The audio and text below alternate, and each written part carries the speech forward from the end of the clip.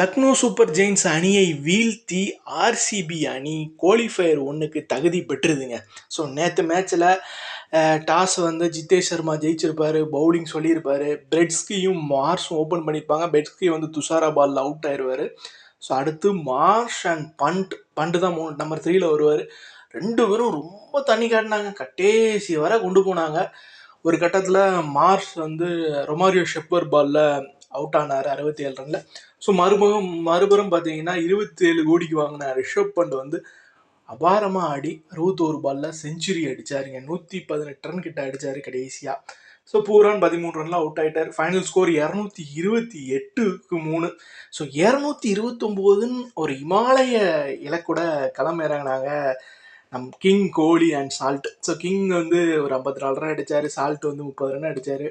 So படிடர் வந்து 14 Ranil out ஆனார். So அடுத்து மயங்க் அகர்வால் தன்னோட பங்குக்கு 41 ரன் அடித்தார். So finally captain Jitesh Sharma, so அவர் வந்து 33 பாலில் 85 ரன்னு, 8 4 6 6ன்னு போட்டு வான வேடிக்கைகள் காட்டிட்டாருங்க.